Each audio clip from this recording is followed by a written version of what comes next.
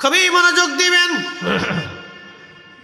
হযরত আবু বকর তিনি চলে গেলেন বর্তমান সিরিয়ার গাজার আসকালানে ব্যবসা করার জন্য। নাম ছিল শাম। তখনও কালেমা পড়েন নাই, ঘুমিয়েছেন। স্বপ্নের মধ্যে দেখেন আকাশের চাঁদ, সূর্য হযরত আবু বকরের কোলের মধ্যে আসছে। তিনি চাদর দিয়ে সূর্য এবং চাঁদকে নিজের কোলের মধ্যে জড়িয়ে ধরে রাখছে। স্বপ্ন জেনাতারা না। সহিহ বুখারী, সহিহ মুসলিম, বিভিন্ন কিতাবুর রুইয়া আছে, স্বপ্নের আলোচনা আসছে। ওলিদের স্বপ্ন নবুয়তের 46 ভাগের 1 ভাগ। ওলিদেরকে আল্লাহ যে স্বপ্ন দেখান, ওলিদেরকে আল্লাহ ইলহাম করেন। মারহাবা বলবেন না? মারহাবা। স্বপ্ন 2 ধরনের, একটা শয়তানের পক্ষ থেকে, একটা আল্লাহর পক্ষ থেকে। যদি কখনো স্বপ্ন ভালো দেখেন তো বলতে পারেন, আর যদি খারাপ স্বপ্ন দেখেন, যে ভালো তদবির করতে পারে না, তাবির করতে পারে না, তার কাছে খারাপ স্বপ্ন কখনো বলবেন না। খারাপ স্বপ্ন যার তার কাছে বলবেন না। যে ভালো তাবির করতে পারবে আপনি তার কাছে বলবেন। কারণ মনে রাখবেন, স্বপ্ন 30 বছর পরে হলেও এটা ফলন আসবে। ইউসুফ আলাইহিস সালাম স্বপ্ন দেখেছিলেন 30 বছর আগে, স্বপ্নের রেজাল্ট এসেছিল 30 বছর পরে। আপনি স্বপ্নকে ছোট করে দেখার সুযোগ নাই। আল্লাহ রাসূল বলছেন, উম্মত যদি খারাপ স্বপ্ন দেখো তাহলে বাম দিকে 3 বার থুতু নিক্ষেপ করবে, আউযু বিল্লাহি মিনাশ শাইতানির রাজিম বলে ডান কাঁধে শুয়ে পড়বে। আল্লাহ খারাপ স্বপ্নের খারাপিয়ত থেকে তোমাকে বাঁচাই দিবে। জীবনে স্বপ্নের মাসালা শুনেন না, আজকে শুনেই দিয়ে গেলাম। স্বপ্নেরও মাসালা আছে। যদি কোনোদিন খারাপ স্বপ্ন দেখেন তো বাম দিকে 3 বার থুতু নিক্ষেপ করবেন, আউযু বিল্লাহি মিনাশ শাইতানির রাজিম বলে ডান কাঁধে আবার শুয়ে পড়বেন।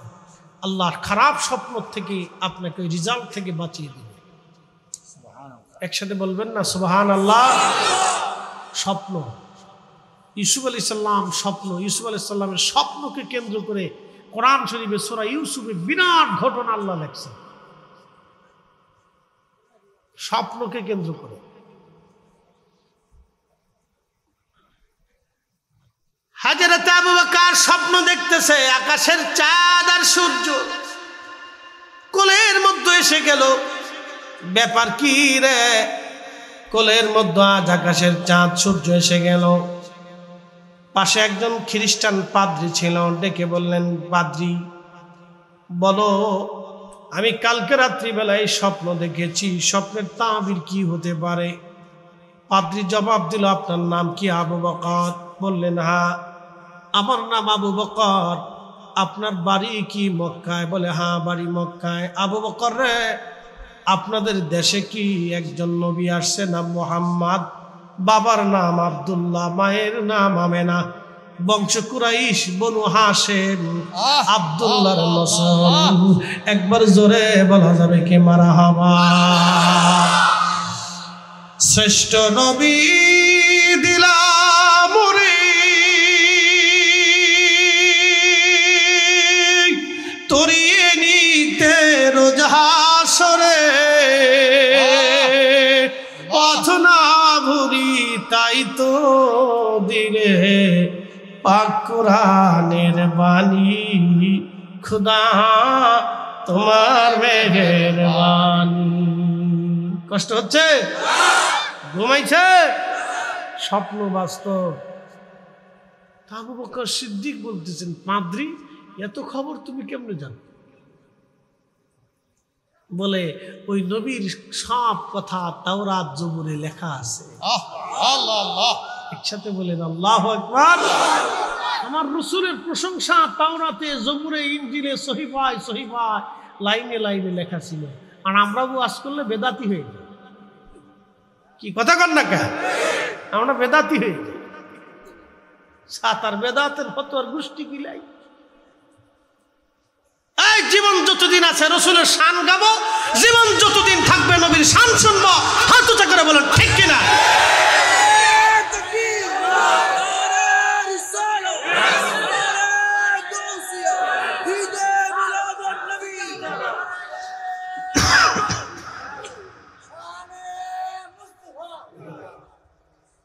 মনোযোগ দিয়ে।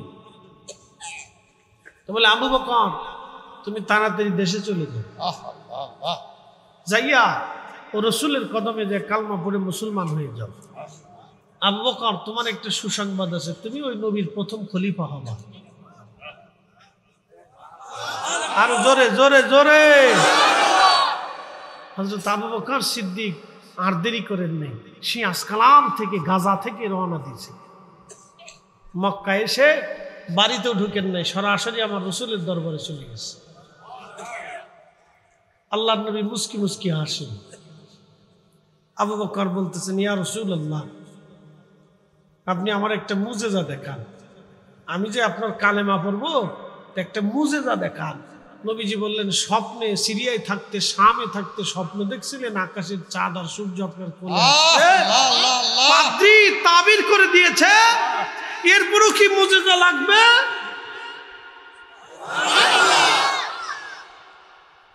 উম্মত কি স্বপ্ন দেখে রসুলের দরবারে খবর আছে। ওই রসুলের ইলম নিয়ে যারা প্রশ্ন তোলে, এদের মতো বুকা,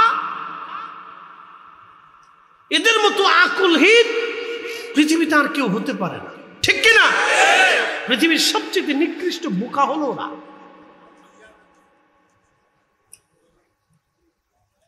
পৃথিবীর সবচেয়ে নিকৃষ্ট বোকা হচ্ছে ওরা, যারা রসুলের ইলম নিয়ে প্রশ্ন তোলে।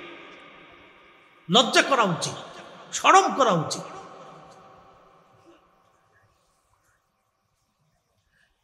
আল্লাহর নবী শিশুকালে হযরতে রাসূল কারীমকে নিয়ে চাচা আবু তালিব রওনা। এখনো জর্দানে সেই সাহাবী গাছ এখনো বেঁচে আছে, তার 30-40 মাইল পর্যন্ত কোনো মানুষ নাই, তরু নাই, লতা নাই, পাতা নাই, গাছ নাই, পানি নাই, কিছুই নাই। 40-50 কিলোমিটার ব্যাপী শুধু মরুভূমি। দুধুর এই মরুভূমির ভিতরে একটা মাত্র গাছ বেঁচে আছে। 1450 বছর ধরে এই গাছটা এখনো বাঁচা, তারও আগে কত শত বছর গাছের হায়াত জানা নাই। ওই গাছের পাশেই ছিল একটা গির্জা। এই গির্জার ভিতরে বছরের পর বছর ধরে খ্রিস্টান পাদ্রী বুহাইরা এখানে বসবাস করতেন। ওই রাস্তা দিয়ে নবীজিকে কাঁধে করে আবু তালিব নিয়ে যাচ্ছেন। গির্জা আর গাছ দেখার পরে আবু তালিব বললেন, সাথীরা, ব্যবসার জন্য রওনা করেছি। এই গাছের পাশে পাদ্রী যেখানে, এখানে যেহেতু একটা গির্জা আছে, এখানে আমরা এখানে বিশ্রাম করি রাত্রিবেলা। যখন তিনারা তাবু গাড়লেন, তাবু গাড়ার পরে দেখতে পারলেন একটা শিশু দৌড়াইয়া এই গাছের নিচে যাওয়ার পরে সমস্ত গাছ ডালপালাগুলি গুছাইয়া গুছাইয়া ওই শিশুর মাথার উপরে ঝুঁকাইয়া ঝুঁকাইয়া গাছ রয়ে গেছে। কেউ লক্ষ্য করে নাই। পাদ্রী বুহাইরা দেখার পরে আর বুঝতে বাকি নাই, এই শিশুই হচ্ছে আখিরি নবী রাহমাতুল লিল আলামিন। জোরে বলা যাবে কি আল্লাহু আকবার। বনের যত পশুগণ ভক্তি করু তুই দুই চরণ, মেঘমালা ছায়া দিত গায় গো নবীজি, কোন সাধনে পাইব তো।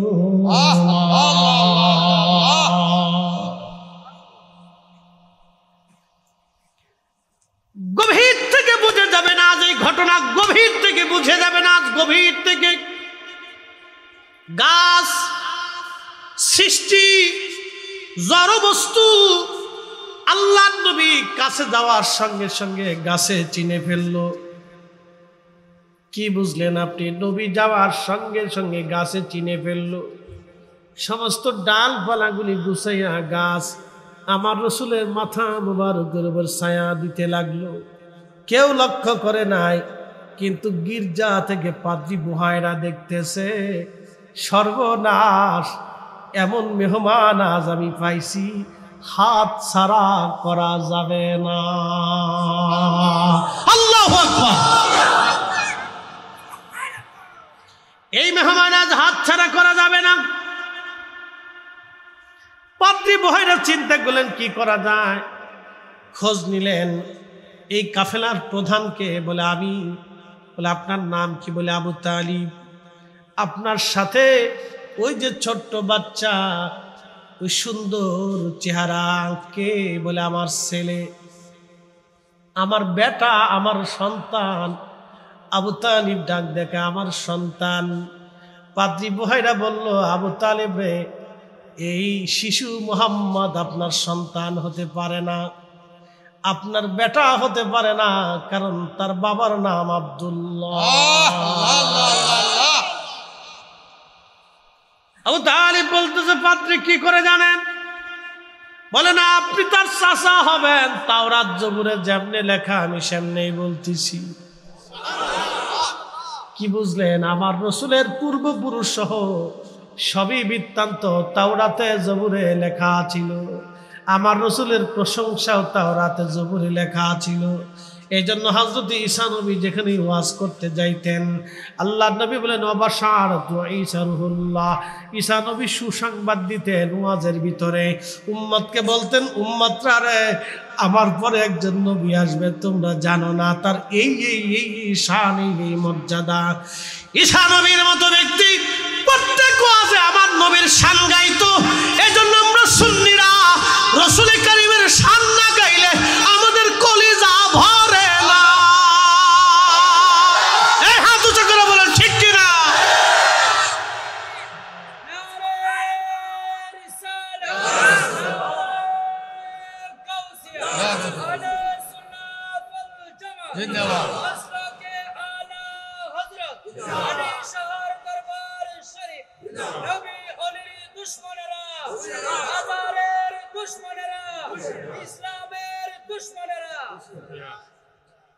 সালাতুন ইয়া রাসূলুল্লাহ,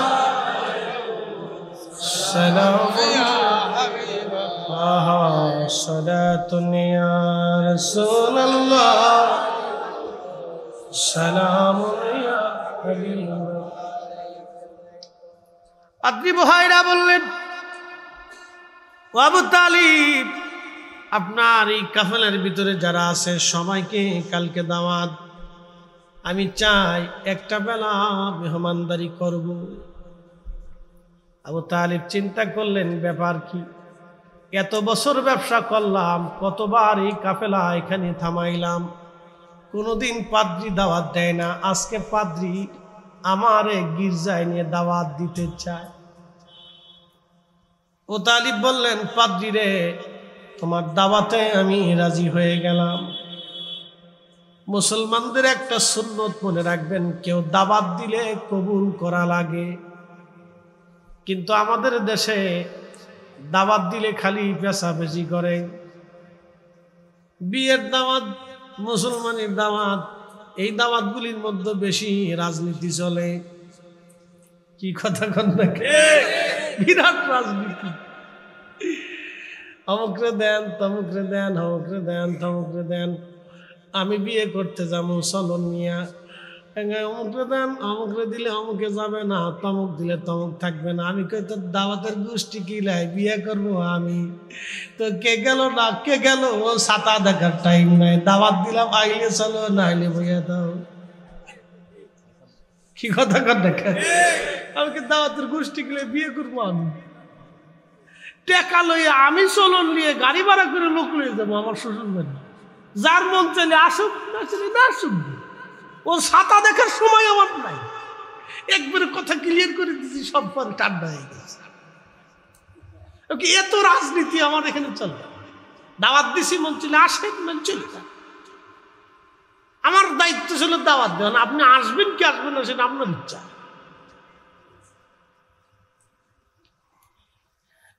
খুব মনোযোগ দিয়ে সবাই দাওয়াতে গেছে, কিন্তু আমার রাসূল কাফেলা পাহারা দেওয়ার জন্য নবীকে বসিয়ে রেখে আবু তালিব চলে গেলেন। কিন্তু বহাইরার আর কলিজায় মানে না।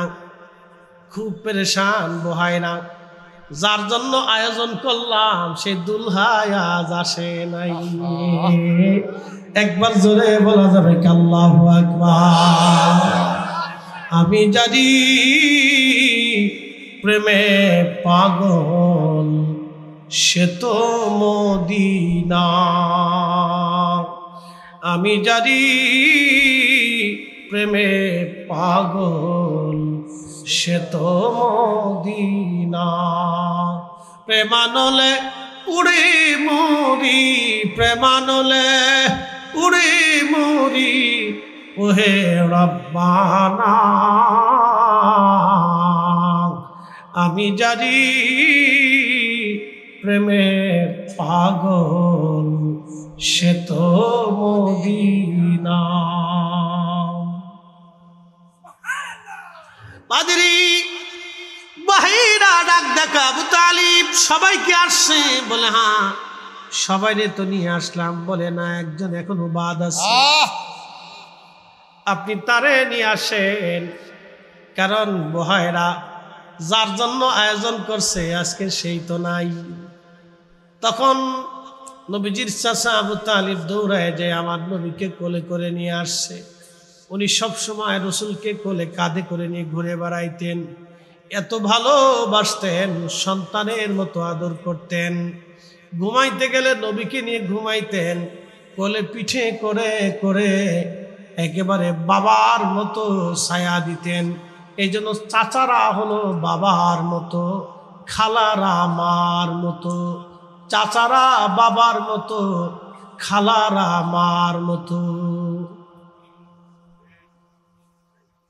কিন্তু আমাদের দেশে বড় দুর্ভাগ্য, চাচাবাজিতে যুদ্ধ চলে। কথা কর না কেন? চাচাবাজিতে যুদ্ধ চলে, এটা করবেন না। চাচারা বাবার মতো, খালারা মার মতো।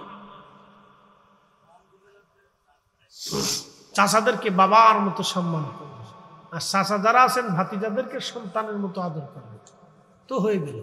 কিন্তু ঘটনা ঘটে চাষিদেরকে নিয়ে। চাষিরা যুদ্ধ বাধায়, চাষিকে জ্বালায় বিরাট অশান্তির ভিতরে আছি। সব জায়গায় জ্বালা, ঘরে জ্বালা, বাইরে জ্বালা, সব জায়গায় জ্বালা। চাষিকে জ্বালা একবার বিরাট অশান্তি। চাষা মানলেও চাষি মানতে চাই, সব চাষির ভিতরে খালি যুদ্ধ। প্রিয় আনোয়ারার মুসলমান, খুবই মনোযোগের সাথে কথাগুলি শুনবেন। আমরা একেবারে নির্জীব ছিলাম, নিষ্প্রাণ ছিলাম, কিছুই ছিলাম না। আমার রব আমাদেরকে অস্তিত্ব দিলেন। এই জন্য আল্লাহ চ্যালেঞ্জ করে বললেন, হে মানব গোষ্ঠী, কে তোমাকে আল্লাহ থেকে জুদা করলো বলো? আল্লাযী খালাকাকা, যিনি তোমাকে সৃষ্টি করলেন, ফাসাওয়াকা ফাআদালাক, তিনি তোমাকে সুবিন্যস্ত করলেন এবং সুঠাম করলেন। এই চোখের মধ্যে যিনি শক্তি দিলেন, দেখার মতো যিনি শক্তি দিলেন তিনি আল্লাহ। আবার অন্ধকে যিনি চোখ থেকে একেবারে অন্ধ মাহরুম করে দিলেন তিনি আল্লাহ। হাতের ভিতরে একটা ক্ষমতা আসে, শক্তি আসে, যিনি অদৃশ্যভাবে শক্তি দিলেন তিনি আমার আল্লাহ। জবানে ভাষা দিলেন তিনি আমার আল্লাহ। পেটে ক্ষুধা যিনি দিলেন তিনি আমার আল্লাহ। জিহ্বাতে লজ্জত যিনি দিলেন তিনি আমার আল্লাহ। আনোয়ারের মুসলমান, বুঝে যাবেন মা বোনেরা, যেখান থেকে শুনছেন কথাগুলি বোঝার চেষ্টা করবেন। আল্লাহ বললেন, ফাসাওয়াকা ফাআদালা, তোমাদেরকে সুঠাম করলাম, শক্তি দিলাম, সুবিন্যস্ত করলাম। যা যা প্রয়োজন ছিল আমি আল্লাহ তোমারে তাই দিলাম। যেখানে নাক দেওয়া দরকার সেখানে নাক দিলাম, চোখ যেখানে দরকার সেখানে চোখ দিলাম, কান যেখানে দেওয়ার দরকার সেখানে কান দিলাম, অঙ্গ প্রত্যঙ্গ যেখানে যেটা দেওয়ার দরকার আমি আল্লাহ জায়গা মতো তোমারে ফিট করে লাগাই দিলাম। বলো বান্দা, কে তোমাকে আমি আল্লাহ থেকে জুদা করলো বলো? কে তোমাকে আমি আল্লাহ সেজদা থেকে জুদা করলো বলো? কে তোমাকে আমি আল্লাহর জিকির থেকে জুদা করলো বলো, কে তোমাকে আমি আল্লাহ থেকে জুদা করলো বলো।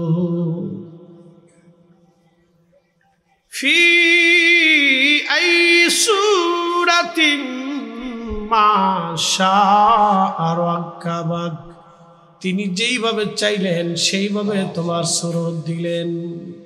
কাউরে অন্ধ বানাইলেন, কাউরে চৌকালা বানাইলেন, কাউরে পাগল বানাইলেন, কাউরে আমার আল্লাহ ভিখারি বানাইলেন, কাউকে আমার আল্লাহ রাব্বুল আলামিন ধনী বানাইলেন, কাউকে জ্ঞানী বানাইলেন, কাউকে মূর্খ। সব আলী আল্লাহর পক্ষ থেকে পরীক্ষা, আমার আল্লাহর পক্ষ থেকে পরীক্ষা। কথা বলেন ঠিক কিনা?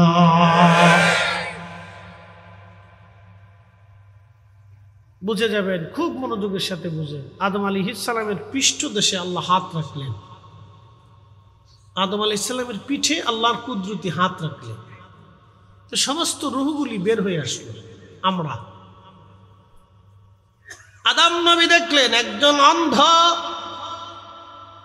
আরেকজন জ্ঞানী, আরেকজন ধনী, ভিখারি, রাজা, প্রজা, আমির, উমরা, মজলুম, জালিম, সবকিছু আদম নবী দেখতে পারলেন। আল্লাহকে ডাক দিয়ে বলেন, ইয়া রাব্বি, এরা আমার সন্তান। বাবা হিসেবে সন্তানের প্রতি আমার অনেক বড় মায়া। এলাহি, তুমি আমার সন্তানদেরকে এইভাবে বৈষম্য বানায়ও না, বৈষম্যহীন করে দাও, কোনো বৈষম্য রাখিও না, বৈষম্যহীন তুমি বানায় দাও। কাউরে ধনী বানাইলা, গরিব বানাইলা, জ্ঞানী বানাইলা, পাগল বানাইলা, অন্ধ বানাইলা, ল্যাংড়া বানাইলা, বোবা বানাইলা, আল্লাহ রাজা বানাইলা, প্রজা বানাইলা। কাউরে কিছুই বানানোর দরকার নাই, সবাইরে সমান বানায় দাও। আল্লাহ ডাক দেখে, না রে আদম, তা হবে না, সবাইরে সমান বানাবো না, কারণ আমি আমার বান্দাকে পরীক্ষা করব কে আমি আল্লাহর দিকে মুখাপেক্ষী হয়, কে আমি আল্লাহর দিকে রুজু হয়, আমি আল্লাহ সেটা দেখতে চাই। ধনী কোটি কোটি টাকার মালিক আল্লাহ বানাইলেন, দেখি ধনী দান করে কিনা, যাকাত দেয় কিনা। ভিখারি বানাইলেন, দেখি ভিখারি ধৈর্য ধরতে পারে কিনা। অন্ধ বানাইলেন, দেখি অন্ধ আমি মালিকের গুণগান করে কিনা। জ্ঞানী বানাইলেন, দেখি জ্ঞানীরা জ্ঞান মোতাবেক কাজ করে কিনা। সব আল্লাহর পরীক্ষা, আল্লাহর পরীক্ষা। ওয়ালা নাবলুওয়ান্নাকুম বিশাইইন মিনাল খাউফি ওয়াল জু'i ওয়া নাকসিম মিনাল আমওয়ালি ওয়াল আনফুসি ওয়াস সামারাত।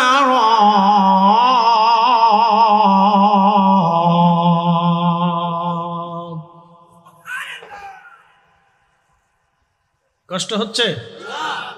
বুঝতে কোনো অসুবিধা? আল্লাহ বানাইলেন কত জাতি,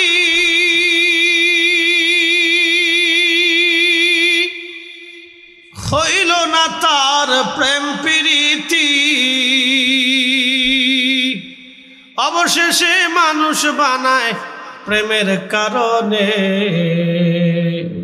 প্রেমের ডোরি বান্ধরে মদিনার শনে। আহা, প্রেমের ডোরি বান্ধরে মদিনার শনে। বর্তমান পৃথিবীতে 4 লক্ষ প্রজাতির জীব এবং জীবন আছে। একটা দুইটা না, 4 লক্ষ প্রজাতির জীব এবং জীবন আছে। বর্তমান পৃথিবীতে 4 লক্ষ প্রজাতির জীব এবং জীবন আছে। কোন জীব জীবনের সঙ্গে আল্লাহর বন্ধুত্ব হলো না, আল্লাহর প্রেম হলো না। আল্লাহর প্রেম হয়েছে এই মানব জাতির সাথে। এই জন্য দেখবেন কোন জাতির মধ্যে খাজা বাবা আজমিরি নাই, কোন জাতির মধ্যে হুজুর গাউসে পাক নাই, কোন জাতির মধ্যে মুজাদ্দিদ আল ফসানি সিরহিন্দি নাই, কোন জাতির মধ্যে 360 আউলিয়া নাই, কোন জাতির মধ্যে 12 আউলিয়া নাই, কোন জাতির মধ্যে কুতুবুদ্দিন কাকি নাই, কোন জাতির মধ্যে হযরতে বাহাউদ্দিন নাশবন্দি বুখারী নাই, কোন জাতির মধ্যে বাইজিদ বুস্তামি নাই, কোন জাতির মধ্যে হাসান বসরি নাই, কোন জাতির মধ্যে রাবেয়া বসরি নাই। শুধু মানব জাতির মধ্যে অলি আছে, অলি আছে। মানব জাতি ছাড়া অলির অস্তিত্ব পাওয়া যায় না। কথা বলেন ঠিক কিনা?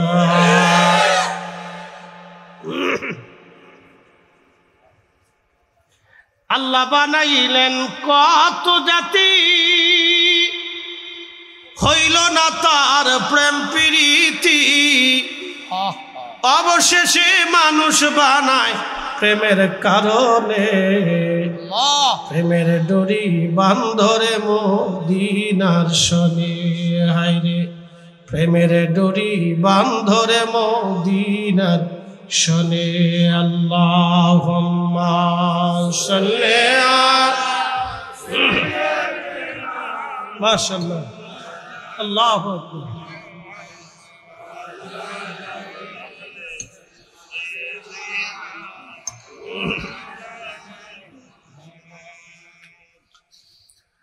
আবার খুব মনোযোগ দিবেন।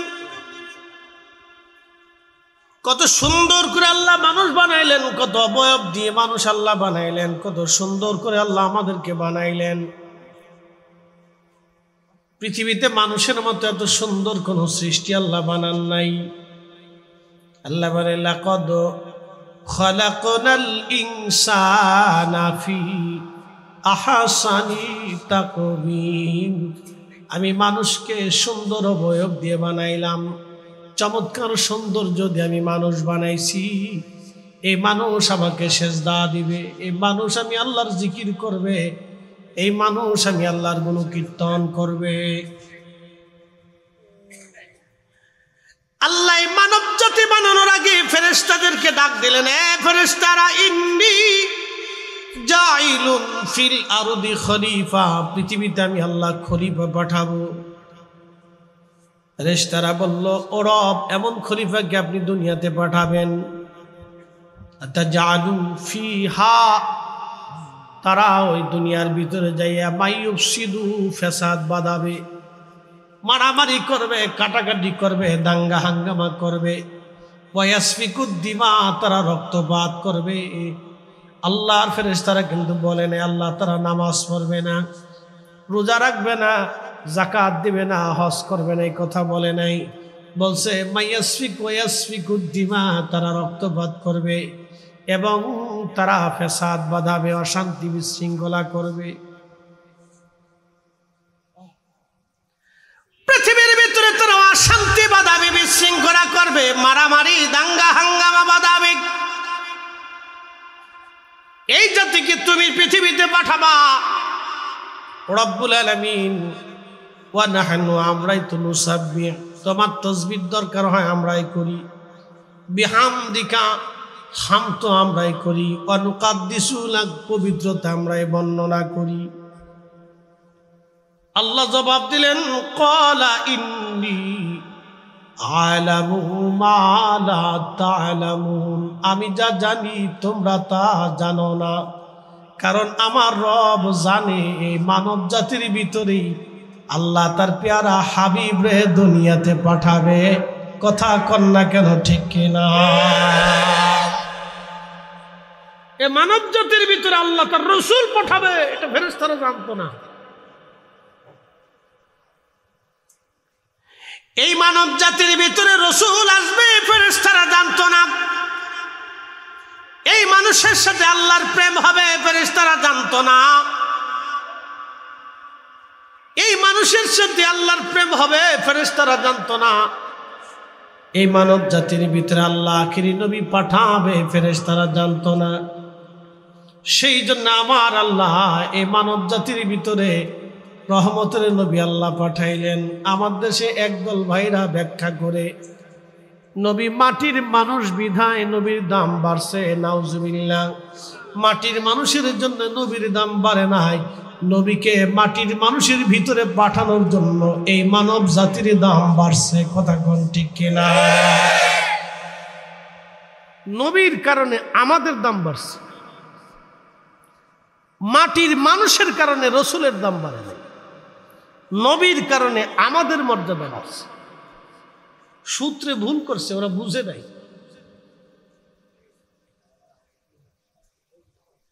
আমাদের কারণে নবীর দাম বাড়ে নাই, রসুলের কারণে আমাদের দাম বাড়ছে। মদিনাতে নবী থাকার কারণে মদিনার দাম বাড়লো, নবীর কারণে মদিনার দাম বেড়ে গেল, মদিনার কারণে রসুলের দাম বাড়ে নাই। আহা, মদিনার এমন দাম বাড়লো, মদিনার ইমাম মালিক 80 বছর ওই মদিনায় জুতা পরেন নাই, তুতু ফেলেন নাই, পায়খানা পেশাব করেন নাই। একবার জোরে বলা যাবে কি আল্লাহু আকবার? না না না, চিৎকার মেরে জোরে বলেন আল্লাহু আকবার। জিজ্ঞেস করা হয় ইমাম মালিক 80 বছর ধরে মদিনার ভিতরে পায়খানা পেশাব করলেন না, থুতু নিক্ষেপ করলেন না, জুতা পরলেন না, কারণ কি, কোন দলিলে? ইমাম মালিক জবাব দিলেন, দুনিয়ার মানুষ তোমরা জানো এই মাটির মধ্যে কে ঘুমানো আছে? এই মাটির মধ্যে কে ঘুমানো জানো নি? এই মাটির মধ্যে যিনি ঘুমানো তিনি আল্লাহর প্যারা মেহবুব, তিনি আল্লাহর হাবিব। আমি ইমাম মালিকের কলিজার মধ্যে কি করে সাহস হয় এই মদিনার মধ্যে জুতা স্যান্ডেল পাই দিব? আমার জীবন চলে যাবে, কিন্তু কখনো ওই মদিনার মাটির সাথে বেয়াদবি করতে পারবো না। চিৎকার মেরে বলেন না ইয়া রাসূলুল্লাহ। আল্লাহ বানাইলেন কত জাতি,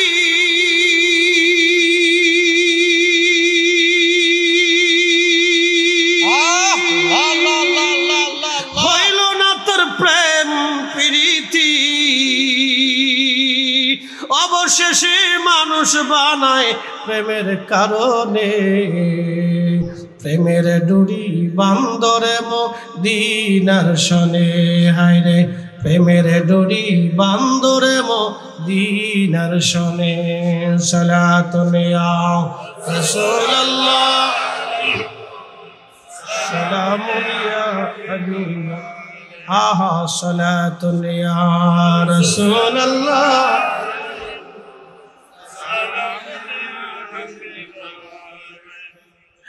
এই মানুষের সাথে আল্লাহর প্রেম হয়েছে, খোদার প্রেম হয়েছে, আমার রসুলের সাথে উম্মতের প্রেম হয়ে গেল।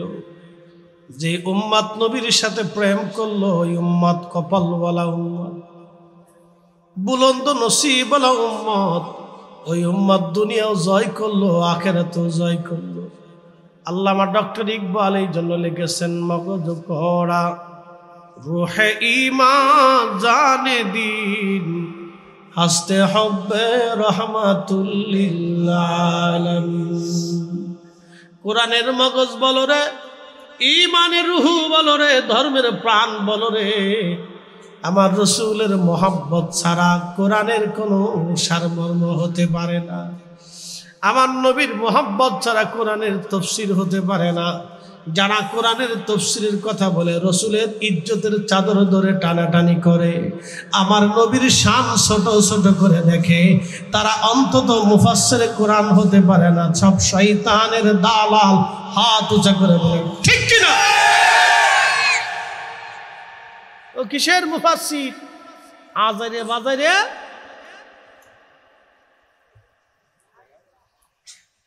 যেই মুফাসসির কোরআন শরীফ হাতে নিয়ে আমার রসুলের শান ছোট করে দেখে,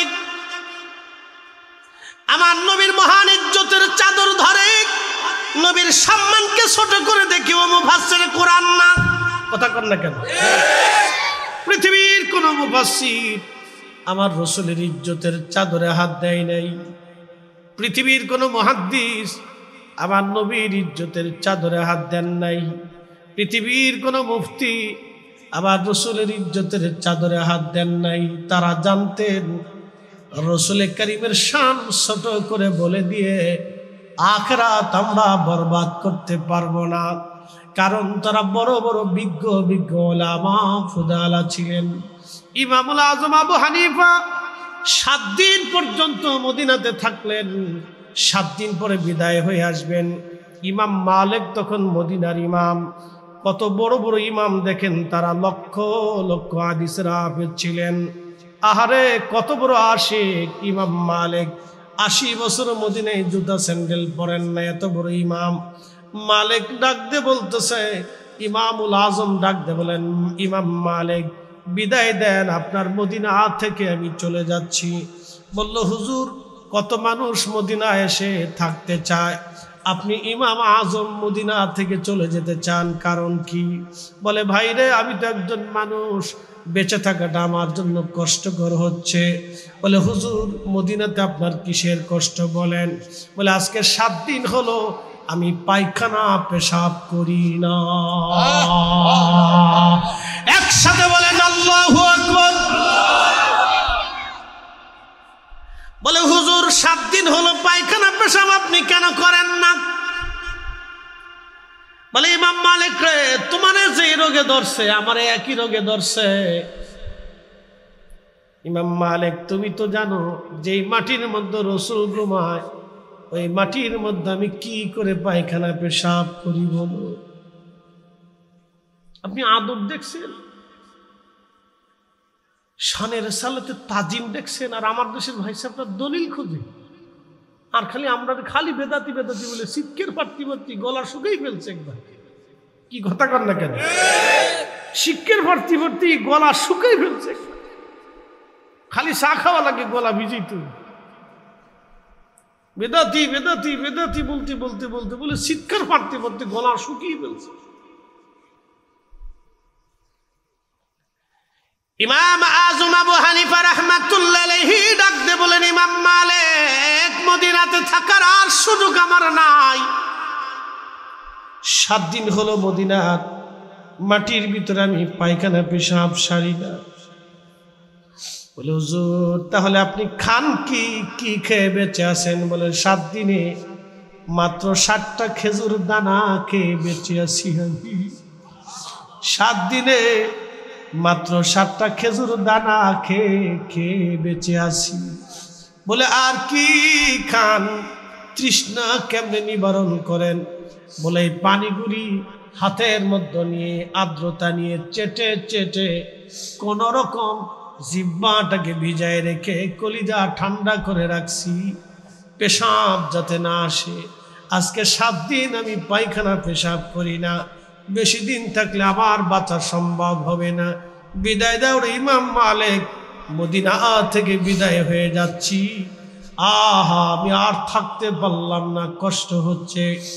শানে রাসালাতে হাবিবে কিবরিয়ার প্রতি আদব দেখাইতে গিয়া একজন আশিক রাসূল, এত বড় ইমাম, এত বড় আলেম, আহা 40টা বছর একটানা ফজরের নামাজ পড়েছেন। এশারও যদি 100 বারের মতো আল্লাহর সঙ্গে স্বপ্নে তার দিদার হয়ে গেল, তিনি আল্লাহর নবীর সঙ্গে এত বড় আদব দেখাইতে পারল। এই জন্য আমরা সুন্নিরা ইয়া নবী সালাম আলাইকা বলার পরে আমরা আর বসে থাকতে পারি না, আমরা সবাই দাঁড়ায় যাই। কোটি কোটি মানুষ যদি বেদাতি বলে বলুক, আমরা সুন্নিরা বসে থাকতে পারবো না। কথা বলেন ঠিক কিনা?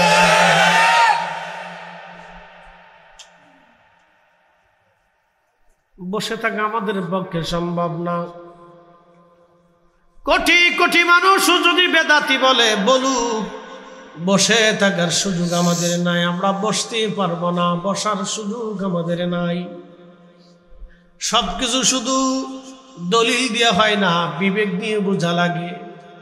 শুধু দলিল দিয়ে হয় না, বিবেক দিয়ে বোঝা লাগে। এই জন্য হৃদয়ের গভীর থেকে উপলব্ধি করাটাই হলো জরুরি। অন্তর থেকে যদি না বুঝেন গো, বোঝানো সম্ভব না।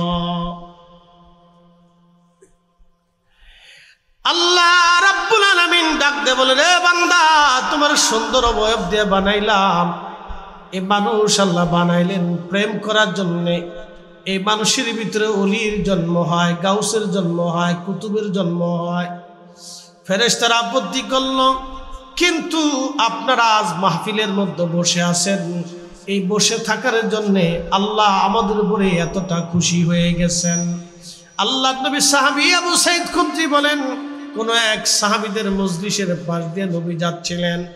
এমন সময় নবীজি জিজ্ঞেস করলেন সাহাবীরা, রে মা জালাসনাকুম, তোমরা এইখানে জলসা করতেছো কেন? কি জন্য তোমরা বৈঠকে বসছো?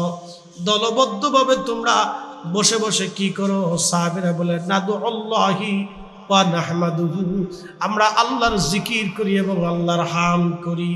আল্লাহর জিকির করি, আল্লাহর হাম করি, আল্লাহর জিকির করি, আল্লাহর হাম করি। সাহাবীরা, কেন তোমরা জিকির করো আল্লাহর, কেন হাম করো? আনোয়ার আর মুসলমান, আমরাও এখানে আজ বসে বসে আল্লাহর জিকির করতেছি। কি কথা বলেন, ঠিক কিনা? দোয়া আল্লাহর জিকির, দুরূদ শরীফ আল্লাহর জিকির, তাসবিহ আল্লাহর জিকির, নামাজ আল্লাহর জিকির, মাহফিল সাজাইয়া মাহফিলে বসা আল্লাহর জিকির। সাহাবীরা বলেন, ইয়া রাসূলুল্লাহ, আমরা নাদু আল্লাহি ওয়া নাহমাদুহু, আল্লাহর জিকির করি, আল্লাহর হাম করি। সাহাবীদেরকে নবী বলেন, কেন তোমরা জিকিরে বসছো, আল্লাহর হামদে বসছো বলবানি? সাহাবীরা জবাব দিল, ইয়া রাসূলুল্লাহ, আলা মা হাদানা লিদীনিহি, আল্লাহ আমাদেরকে দ্বীন দিয়েছেন, হেদায়েত দিয়েছেন, দ্বীন দিয়েছেন, হেদায়েত দিয়েছেন, এই জন্য আমরা আজ বসে গেছি। হুজুর, ওয়া মান্না আলাইনা বিকা, আপনি নবীর মতো মহান নিয়ামত আল্লাহ আমাদেরকে দিয়েছেন। আপনি নবী না হলে দিন পাইতাম না, ঈমান পাইতাম না, কালেমা পাইতাম না, আল্লাহ চিনতাম না, আখিরাত বুঝতাম না, কবরে আযাব হয় আমরা জানতাম না। কি কথা কর না কেন, ঠিক কিনা? কবরে আযাব হয় জীবনে দেখছেন না? এই একসাথে বলেন, কবরে আযাব হয় জীবনে দেখছেন? বিশ্বাস করছেন কি দিয়ে? রসুল বলছেন, এই জন্য বিশ্বাস করছি, বিনা বাক্যে। ওয়াসাদাকা রাসূলুহুন নবিয়ুল কারীম, নবী সত্যবাদী, নবী জীবনে মিথ্যা বলেন নাই। আল্লাহ রসুল দেখেছেন কবরে আযাব হয়, রসুল বলেছেন, এই জন্য আমরা বিশ্বাস করেছি। তার মানে রসুলের উপরে বিশ্বাস করেছি। কথা বলেন ঠিক কিনা? আপনাকে দিন বুঝতে হবে, রসুল চিনতে হবে। এই জন্য কোরআন বলতেছে, মাইয়ুতির রাসূলা ফাকাদ আতা আল্লাহ, নবী মানলে আল্লাহ মানা হয়ে যায়। না না, একসাথে বলেন সুবহানাল্লাহ। কথার গুরুত্ব অনেক, ওজন অনেক। আপনি ভাবেন, রসুল মানলে আল্লাহ মানা হয়, এটা কত বড় দামি কথা, কত ওজনওয়ালা কথা। আমি বলিনি, আল্লাহ নিজে বলছেন। আল্লাহর কুদরতি জবানের ভাষা, নবী মানলে আল্লাহ মানা হয়ে যায়, নবী ভালোবাসলে আল্লাহ ভালোবাসা হয়ে যায়। এই জন্য আমরা সুন্নিরা নবী নবী করি। কথা কন না কেন, ঠিক কিনা? আর আমাদেরকে ভাইরা বেদাতি বেদাতি করে গাই, ওই 7 দিন করে ভ্যাও করলে আমাদের কিছু যায় আসেটা সেটা। কথা কন না কেন, ঠিক কিনা? ওগুলো আমরা কিছু মনে ও কানের ভিতরে ঢুকাই না। দূর সাতা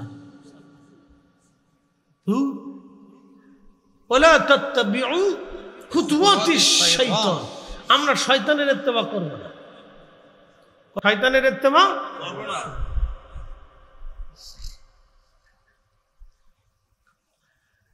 হাজিরিন, কবরে আযাব হয় আমি দেখি নাই, কিন্তু রাসূল দেখেছেন। কবরে 2টা প্রশ্ন করা হবে, 3টি প্রশ্ন। মুনকারে নেকির আসবে, বলেন আপনারা কি দেখছেন? যিনি দেখেছেন তিনি আমার নবী। রসুলের কথা বিনা বাক্যে আমরা মেনে নিয়েছি।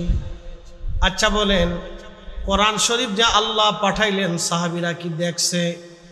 না না, কোরআন শরীফ যে আল্লাহ তার নবীর কালবের মধ্যে নিক্ষেপ করেছে, নাজিল করেছে, এটা সাহাবীরা বাহিরের হালত দেখেছে, কিন্তু কোরআন আসতেছে ভিতরের হালত কোনো সাহাবী দেখে নাই। রসুল বলেছেন, সাহাবীরা বিনা বাক্যে বিশ্বাস করে নিয়েছেন। আমরা 200 কোটি মুসলমান বিনা বাক্যে বিশ্বাস করে নিয়েছি, কারণ রসুলের উপরে বিশ্বাস করার কারণে আমরা আল্লাহ চিনতে পেরেছি। ঠিক কিনা বলে? এই জন্য কাজী নজরুল লিখেছেন, তৌহিদেরই মুর্শিদ আমার মুহাম্মাদের নাম, মুর্শিদ মুহাম্মাদের নাম। ওই নাম জপলি বুঝতে পারি খুদারি কালাম, মুর্শিদ মুহাম্মাদের নাম।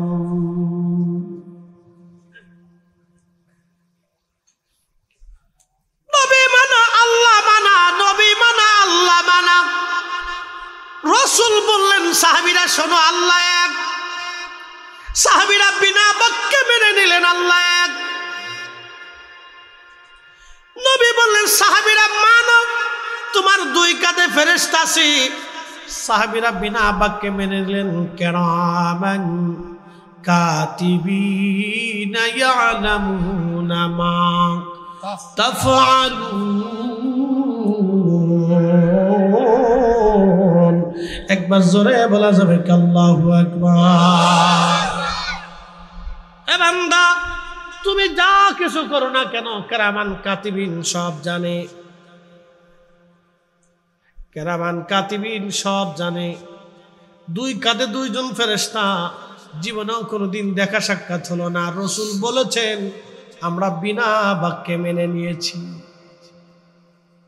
এই জন্য আমরা নবী নবী করি। নবী মানলে আল্লাহ মানা হয়, নবী বিশ্বাস করলে আল্লাহ বিশ্বাস করা হয়। যে নবী মানে না সে আল্লাহ মানে না। আল্লাহ মানলেই রসুল মানা হয় না, রসুল মানলে আল্লাহ মানা হয়ে যায়। কি কথা কন ঠিক কিনা? ওরা কে যাবি নবীর নৌকাতে আয়, রূপকাঠির ওই নৌকা খালি, রূপকাঠির ওই নৌকা খালি, নাহি ডুবার ভয়। তোরা কে যাবি নবীর নৌকাতে আয়। এ আনোয়ার আর মুসলমান খুবই মনোযোগের সাথে কথাগুলি শুনে যাবেন। কিয়ামতের মাঠ কায়েম হবে আমরা কি কোনোদিন দেখছি? কিন্তু কে বলেছেন? রাসূল বলেছেন। সাহাবীরা বিনা বাক্যে মেনে নিয়েছেন। বিশ্বাস এসে গেল আমাদের। দেখেন আল্লাহ নবী হাতে কলমে শিখাইলেন সাহাবীরা রে আখিরাত হবে, কবরে আযাব হবে, কবর আছে সওয়াল জবাব হবে, জান্নাত আর জাহান্নাম আছে,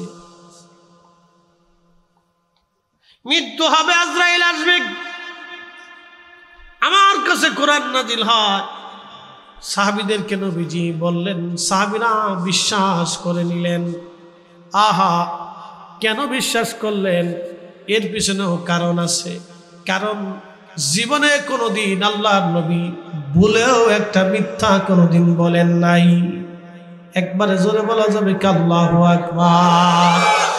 রাসূল মিথ্যা বলেন নাই, মানুষ ঠকান নাই, আমানতের খেয়ানত করেন নাই, ফাহিশা কথা বলেন নাই, জবান দিয়ে কখনো কোনো সময় খারাপ কথা বলেন নাই, খারাপ চিন্তা কখনো অন্তরে উদয় হয় নাই।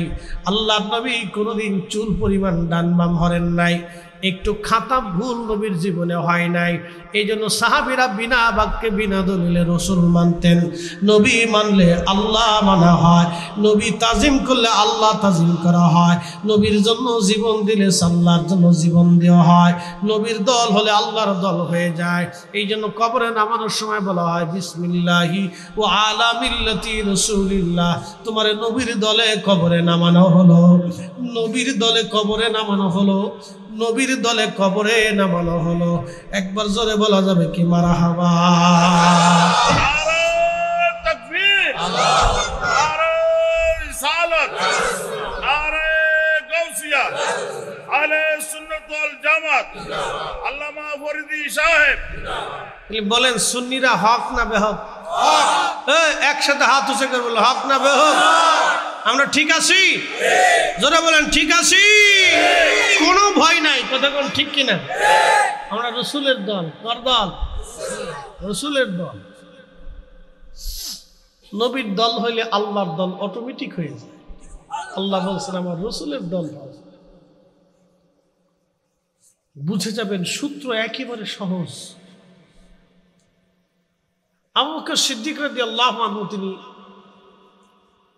সফরে গেছে সিরিয়া।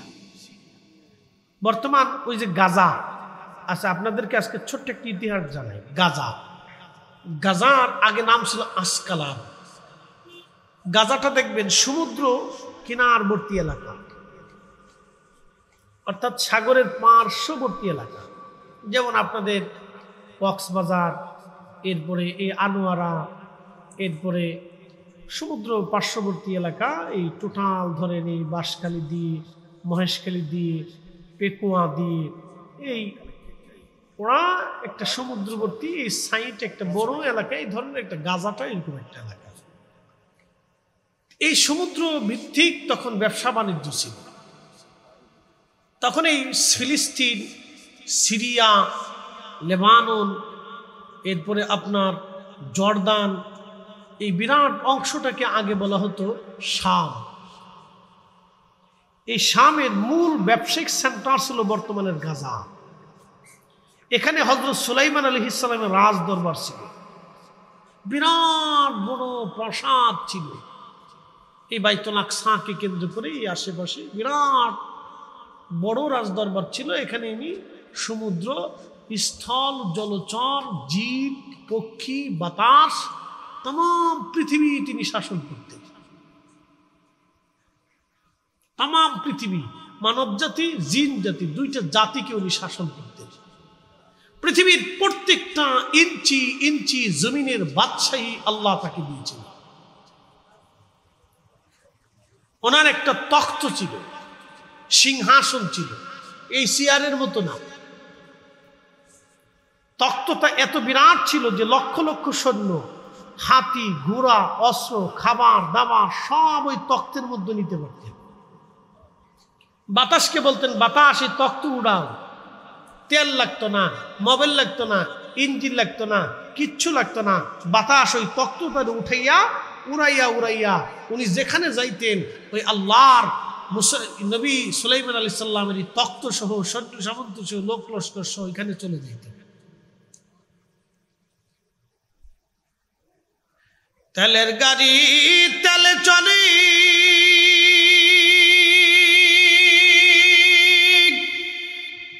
হাওয়ার গাড়ি হাওয়ায় উড়ে, বিনা তেলে চালায় গাড়ি নবী সুলাইমান। আমরা সেই মুসলমান, আমরা সেই মুসলমান। আমরা আমাদের অস্তিত্ব নষ্ট করে ফেলছি, কথা ঠিক কিনা? আমরা আমাদের শক্তিকে নষ্ট করে ফেলছি। বুঝেন তো, আমরা সেই মুসলমান। খাজা বাবা আজমিরি আনা সাগরের পানি একটা ছোট্ট লুটার ভিতরে নিয়ে এসেছিল। একসাথে বলবেন আল্লাহু আকবার। পুরো আনার পানি একটা লুটার ভিতরে নিয়ে এসেছিল। পৃথিবীর কোন জ্ঞান, বিজ্ঞান, মেধা আবিষ্কার হয়েছে পুরো আনার পানি একটা লুটার ভিতরে আনতে পারবে? একসাথে বলেন পারবে? কিন্তু খাজা বাবা এই অসাধ্যকে সাধ্য করে দেখিয়েছিলেন। সেই দিন হিন্দুরা, সনাতনীরা, বিধর্মীরা বুঝেছিল ঠিক খাজা বাবা ঠিক। কারণ যেই ইমান, যেই আকিদা, যেই বিশ্বাস, যেই ইয়াকিন, যেই কোরআন, যেই কিতাব, যেই নবীর উপর ইমান আনার কারণে খাজা বাবা আনার পানি একটা লুটার ভিতর আনতে পারে। ওই ইমানই ঠিক, ওই কালেমাই ঠিক, ওই বিশ্বাসই ঠিক, ওই ধর্মই ঠিক, ওই নবী ঠিক, ওই আল্লাহ ঠিক। কারামত দেখাইয়া তারা আল্লাহর কুদরত রসুলের প্রতি একই নানাই ছিল। একসাথে বলা যাবে না আল্লাহু আকবার। আজকে আমাদের দেশের ছেলে পোলাপান 2 দিনের মুফাসসিরে কোরআন খাজা বাবার সমালোচনা করে। 2 দিনের পোলাপান খাজা বাবা গাঁজা খাবা, খাজা বাবা গাঁজা খাবা, কেউ ওয়াজ করে। ছি ছি, এটা আতর মুহে দিছে না, মুইতে পেশাব করে ঠিক মতো পানি নিতে পারে না। আহা, আপনি জানেন এদেশের ৭৫ কোটি মুসলমান খাজা বাবার কাছে ঋণী। কথা কন ঠিক কিনা? কত কোটি মুসলমান? ৭৫ কোটি মুসলমান এই জমিনের খাজা বাবার কাছে ঋণী। খাজা বাবার কাছে ঋণী।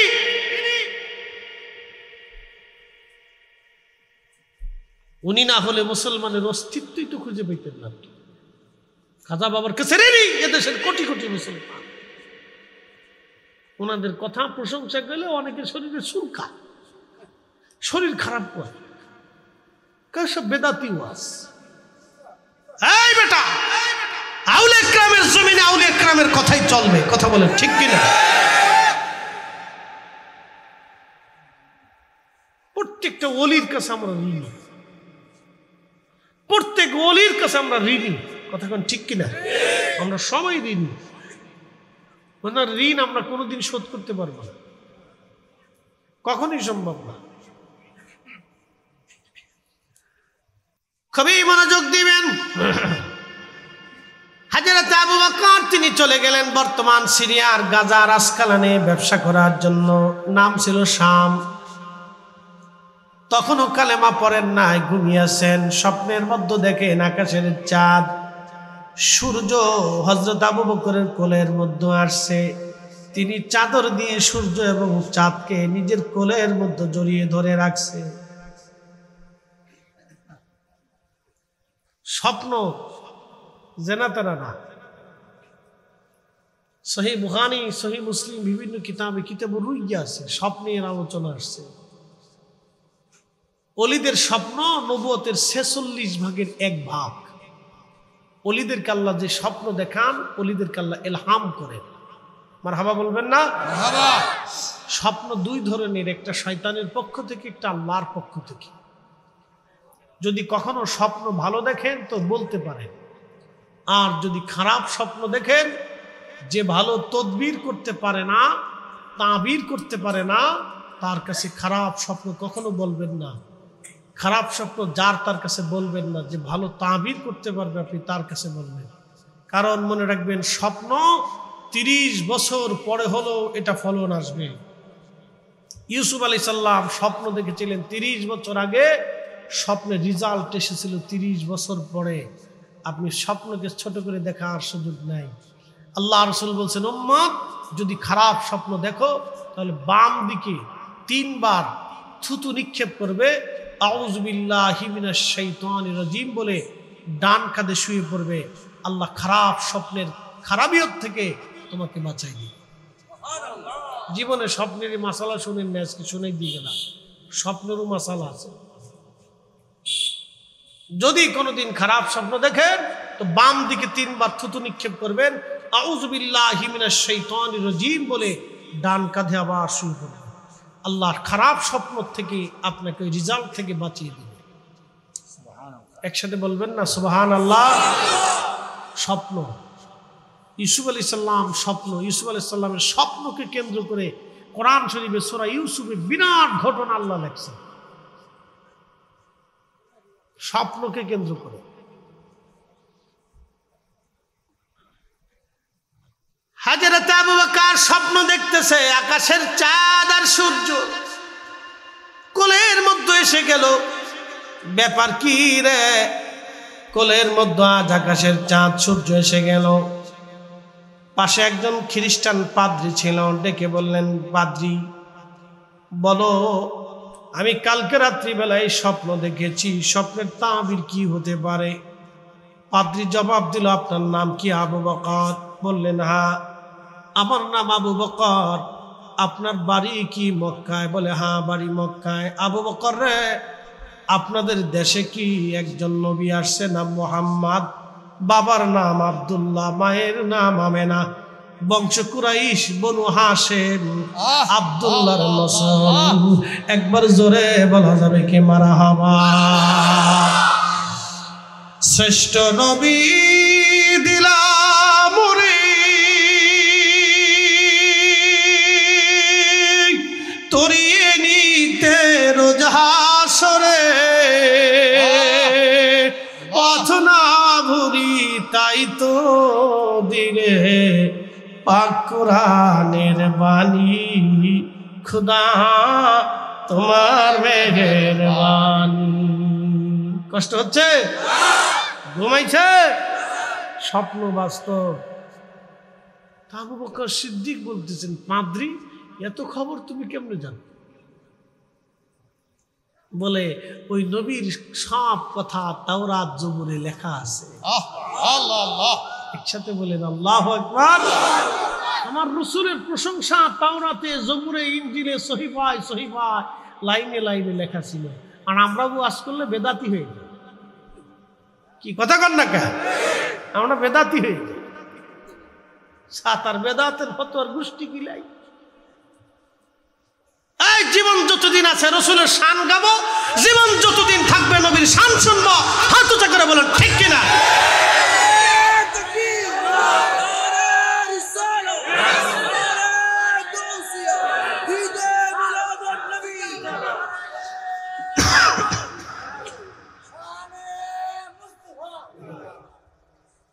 মনোযোগ দিয়ে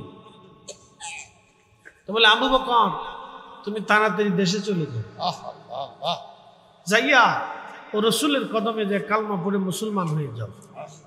আবু বকর তোমার একটা সুসংবাদ আছে, তুমি ওই নবীর প্রথম খলিফা হবা। আর জোরে জোরে জোরে। হযরত আবু বকর সিদ্দিক আর দেরি করেন নাই, সে আসকালাম থেকে গাজা থেকে রওনা দিয়েছে। মক্কা এসে বাড়িতেও ঢুকেন নাই, সরাসরি আমার রসুলের দরবারে চলে গেছে। আল্লাহর নবী মুস্কি মুস্কি হাসেন। আবু বকর বলতেছেন ইয়া রাসূলুল্লাহ, আপনি আমার একটা মুজেজা দেখান। আমি যে আপনার কালেমা পড়বো একটা মুজেজা দেখান। নবীজি বললেন স্বপ্নে সিরিয়ায় থাকতে শামে থাকতে স্বপ্ন দেখছিলেন আকাশের চাঁদ আর সূর্য আপনার কোলে আসছে। পাদ্রী তাবির করে দিয়েছে, এরপরও কি মুজেজা লাগবে?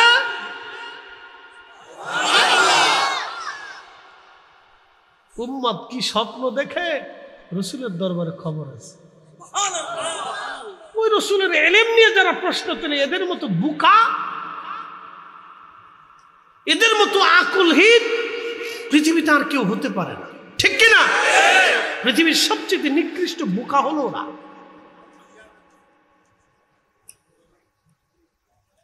পৃথিবীর সবচেয়ে নিকৃষ্ট বোকা হচ্ছে ওরা যারা রাসূলের ইলম নিয়ে প্রশ্ন তোলে। লজ্জা করা উচিত, শরম করা উচিত।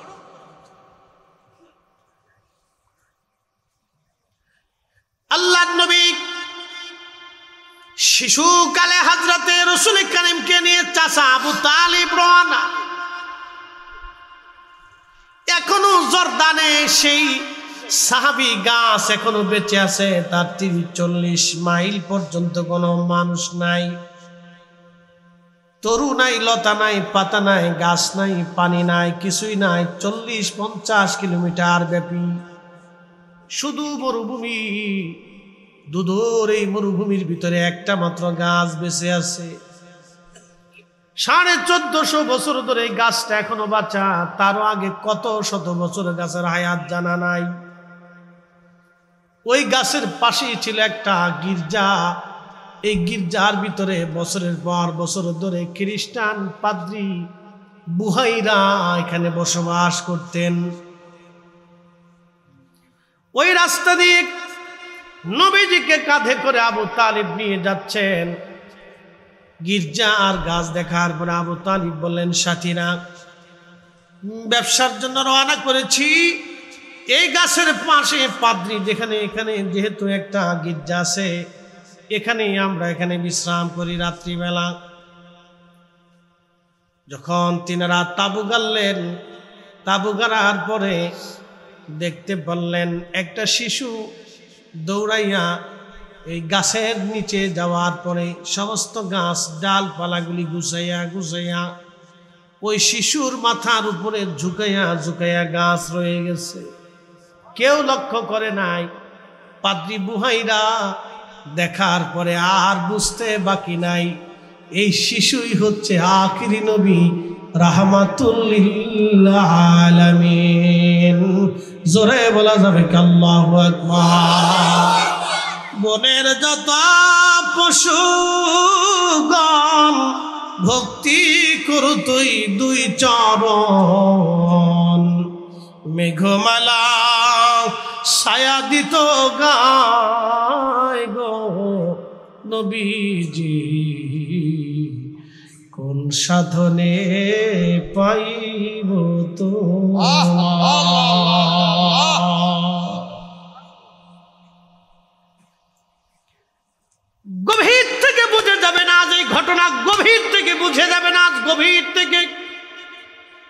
গাছ সৃষ্টি জড় বস্তু।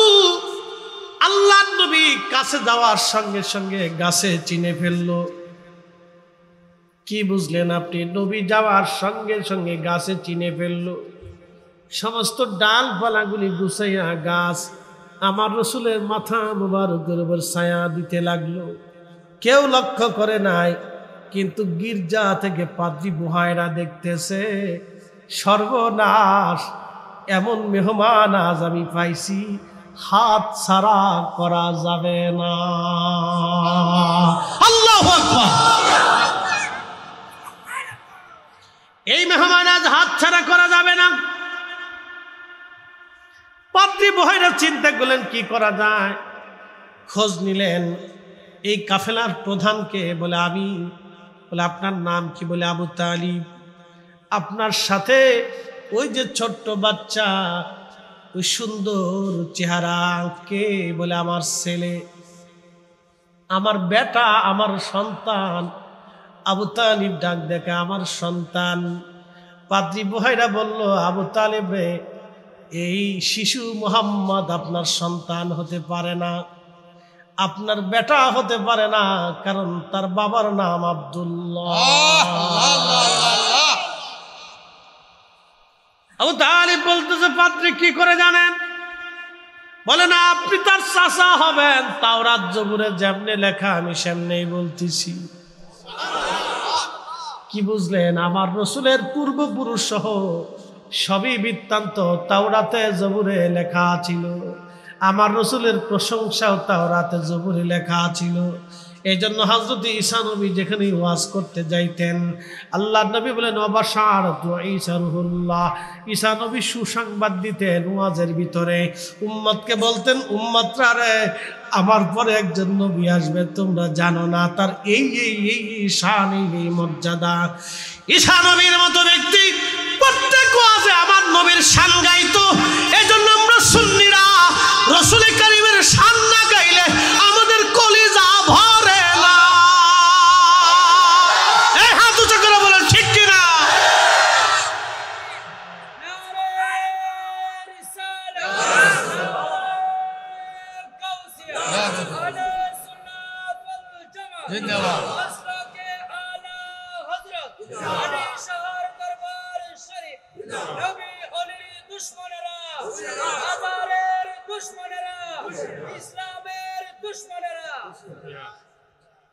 সালাতুন ইয়া রাসূলুল্লাহ,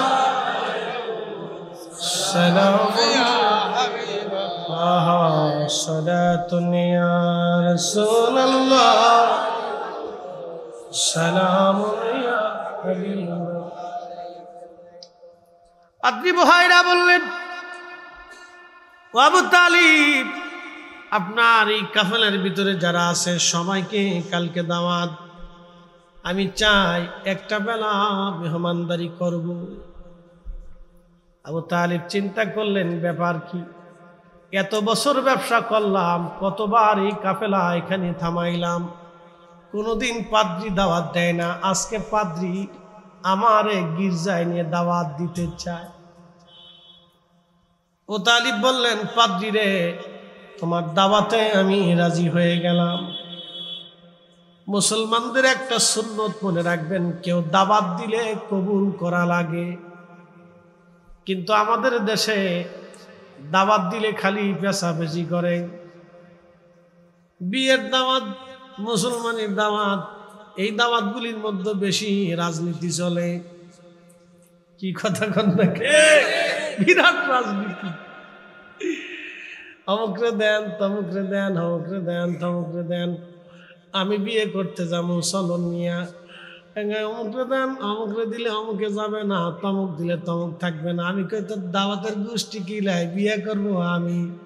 তো কে গেল না কে গেল, ও ছাতা দেখার টাইম নাই। দাওয়াত দিলাম, আইলে চলো, না আইলে বইয়া দাও। কি কথা কর দেখা? আমি কি দাওয়াতের গোষ্ঠী গেলে বিয়ে করবো? আমি টাকা লইয়া আমি চলন নিয়ে গাড়ি ভাড়া করে লোক লইয়ে যাবো আমার শ্বশুর বাড়ি। যার মন চাইলে আসুক, না চাইলে না আসুক। ও ছাতা দেখার সময় আমার নাই। একবারে কথা ক্লিয়ার করে দিচ্ছি, সব পরে ঠান্ডা হয়ে গেছে।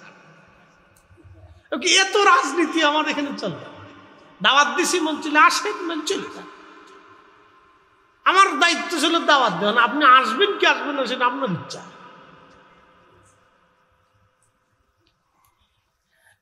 খুব মনোযোগ দিয়ে সবাই দাওয়াতে গেছে, কিন্তু আমার রাসূল কাফেলা পাহারা দেওয়ার জন্য নবীকে বসিয়ে রেখে আবু তালিব চলে গেলেন।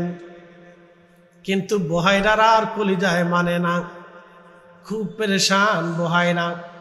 যার জন্য আয়োজন করলাম সে দুলহায় আজ আসে নাই। একবার জোরে বলা যাবে কি আল্লাহু আকবার। আমি জানি প্রেমে পাগল সে তো মদিনা, আমি জানি প্রেমে পাগল সে তো মদিনা। প্রেমানলে উড়ে মরি, প্রেমানলে উড়ে মরি ওহে রব্বানা। আমি জানি প্রেমের পাগল সে তো মদিনা। পাদ্রী বাহিরা ডাক দেখা আবু তালিব সবাইকে আসছে, বলে হ্যাঁ সবাইরে তো নিয়ে আসলাম। বলে না, একজন এখনো বাদ আছে, আপনি তারে নিয়ে আসেন। কারণ বুহাইরা যার জন্য আয়োজন করছে আজকে সেই তো নাই। তখন নবীজির চাচা আবু তালিব দৌড়ায় যে আমার নবীকে কোলে করে নিয়ে আসছে। উনি সবসময় রসুলকে কোলে কাঁধে করে নিয়ে ঘুরে বেড়াইতেন, এত ভালোবাসতেন, সন্তানের মতো আদর করতেন। ঘুমাইতে গেলে নবীকে নিয়ে ঘুমাইতেন, কোলে পিঠে করে করে একেবারে বাবার মতো ছায়া দিতেন। এই জন্য চাচারা হলো বাবার মতো, খালারা মার মতো। চাচারা বাবার মতো, খালারা মার মতো। কিন্তু আমাদের দেশে বড় দুর্ভাগ্য, চাচাবাজিতে যুদ্ধ চলে। কথা কর না কেন? চাচাবাজিতে যুদ্ধ চলে, এটা করবেন না। চাচারা বাবার মতো, খালারা মার মতো। চাচাদেরকে বাবার মতো সম্মান করবে, আর চাচা যারা আছেন ভাতিজাদেরকে সন্তানের মতো আদর করবে, তো হয়ে গেল। কিন্তু ঘটনা ঘটে চাষিদেরকে নিয়ে। চাষিরা যুদ্ধ বাধায়, চাষিকে জ্বালায় বিরাট অশান্তির ভিতরে আছি। সব জায়গায় জ্বালা, ঘরে জ্বালা, বাইরে জ্বালা, সব জায়গায় জ্বালা। চাষিকে জ্বালা একবার বিরাট অশান্তি। চাষা মানলেও চাষি মানতে চাই, সব চাষির ভিতরে খালি যুদ্ধ। কি কথা কর না কেন? বিরাট যুদ্ধ। চাষি হাবি গাছ এখনো বেঁচে আছেন। কে ওই পানির গাছের গোড়ায় পানি দেয়, আজও পর্যন্ত গাছ বেঁচে আছে। পানি লাগে না, বৃষ্টি লাগে না, ওই গাছের নিচে যিনি পানি পৌঁছায় দেন মরুভূমির ভিতরে, একসাথে বলেন সেই মালিকের নাম কি? আরে আমার নবী ভালোবাসার জন্য যদি একটা গাছ এখনো পর্যন্ত জিন্দা রেখে পৃথিবীর মানুষকে আল্লাহ দেখাইলেন, দেখো দুনিয়ার মানুষ, আমার রসুলকে ভালোবাসার জন্য এখনো গাছটাকে জিন্দা করে রাখছি। গাছ এখনো সবুজ সজীব, পৃথিবীর মানুষেরা দেখার জন্য যায়। যে গাছ রসুলকে ভালোবাসছিল, নবীকে দেখেছিল, আমার রসুলকে ছায়া দিয়েছিল, সেই গাছ জর্দানে এখনো আছে। সাহাবী গাছ এখনো সেই গাছ জিন্দা। আপনি চিন্তা করেন, রসুল ভালোবাসার জন্য যদি একটা গাছের এই হালত হতে পারে, তাহলে আমরা উম্মত নবী ভালোবেসে কবরে গেলে উম্মতের কলব মরবে না, কালব মরবে না, কালব জিন্দা হয়ে থাকবে। কথা কোন ঠিক কিনা? নবী ভালোবাসার জন্য যদি গাছ জিন্দা থাকে, রসুল ভালোবাসার জন্য উম্মতের কাল জিন্দা থাকবে। এটা মরবে না, ভয় পাবে না, চিন্তিত হবে না, পেরেশানির ভিতরে থাকবে না।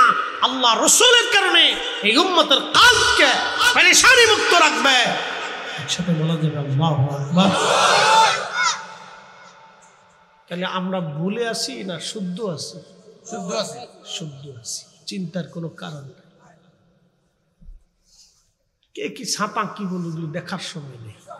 জীবনের শেষ সময় পর্যন্ত রাসূল করিমের পবিত্র দামনকে দাঁত দিয়ে কামড় দিয়ে চেপে ধরে রাখতে হবে। কথা বলেন ঠিক না বেঠিক? সাহাবে کرام চেপে ধরে রেখেছিল, পিঠের চামড়া উঠিয়ে ফেলেছিল, জীবন দিয়েছিল, সংসার ত্যাগ করেছিল, দেশ দেশান্তর হয়েছিল, খোদার যন্ত্রণায় পেরেশান আর অস্থির হয়েছিল। তারপরেও তারা রাসূল করিমের দামনকে কদমকে ছেড়ে দেয় নাই। যার কারণে আজকে তারা কবরে ঘুমাই রয়েছে, কিন্তু কবরের ভিতরে তারা যেইভাবে 1400 বছর আগে দাফন করা হয়েছিল আজও ওইভাবেই আছে। দেহটা পর্যন্ত স্পর্শ করতে মাটি সাহস পায় নাই, পোকা সাহস পায় নাই, আবহাওয়া সাহস পায় নাই, সূর্য সাহস পায় নাই। তাদের দেহ মোবারক স্পর্শ করবে 1450 বছর মাটির নিচে, কিন্তু এখনো পর্যন্ত মাটি সাহস করে নাই। একটা লোহা মাটির নিচে রেখে দিবেন, 10 বছর পরে এটা মরিচা পরে মাটির সাথে মিশে যাবে। কিন্তু সাহাবী 1450 বছর পর্যন্ত মাটির নিচে, কিন্তু মাটি তাকে ধরতে সাহস পায় না। একসাথে বলবেন আল্লাহু আকবার। মাটি সাহস পায় না। কারণ কি? কারণ একটাই, রাসূলকে ভালোবাসছে। নবী ভালোবাসার জন্য সাহাবীদের এই মর্যাদা আল্লাহ দিয়েছে। এই জন্য ভালোবাসার অনেক দাম। এই ভালোবাসা আল্লাহ গরু, ছাগল, উট, দুম্বা, ভেড়া, বকরি এগুলির সাথে হয় নাই। এই ভালোবাসাটা আল্লাহ এই বান্দার সাথে করতে চেয়েছে। এই জন্য মানব জাতি আল্লাহ সৃষ্টি করেছেন। এই ভালোবাসাটা আল্লাহ রসুলের সাথে হয়েছে। যার সাথে, নবীর সাথে যার মহাব্বত হয়েছে তার জীবন ধন্য হয়েছে। একটা গাছের জীবন ধন্য হয়ে গেল। আপনি চিন্তা করেন তো, একটা গাছের জীবন ধন্য হয়ে গেল, একটা উটের জীবন ধন্য হয়ে গেল, একটা মরা কাঠ উস্তুনে হান্নানার জীবন ধন্য হয়ে গেল, মদিনার মানুষের জীবন ধন্য হয়ে গেল, শুধু আল্লাহ রসুলের কারণে। এরকম হাজার হাজার লক্ষ লক্ষ মুজিজা নবীজি দেখিয়েছে আল্লাহ সত্য বান্দাকে বোঝানোর জন্য। আল্লাহ সত্য শুধু বোঝানোর জন্য আল্লাহর নবী বহু মুজিজা উম্মতকে দেখিয়েছে, বহু মুজিজা দেখিয়েছেন। যদি কোনোদিন বদরে যান তো বদরে যাওয়ার সময় একটা কুয়া পাবেন, বীরে শিফা। বীরে শিফা, একটা কুয়ার ভিতর থেকে পানি আসে, এটার আলাদা সেন্ট, আলাদা টেস্ট। এই পানি আলাদা। এই যে পানিটা আপনি পান করবেন এটা আলাদা টেস্ট। সমুদ্রের পানি খাবেন সেটা আলাদা টেস্ট। আমাদের এই অঞ্চলের পানি খাবেন একটু ভিন্নতা আছে। আয়রনওয়ালা পানি খাবেন এটার ভিন্নতা আছে, আর আয়রন মুক্ত খাবেন সেটার ভিন্নতা আছে।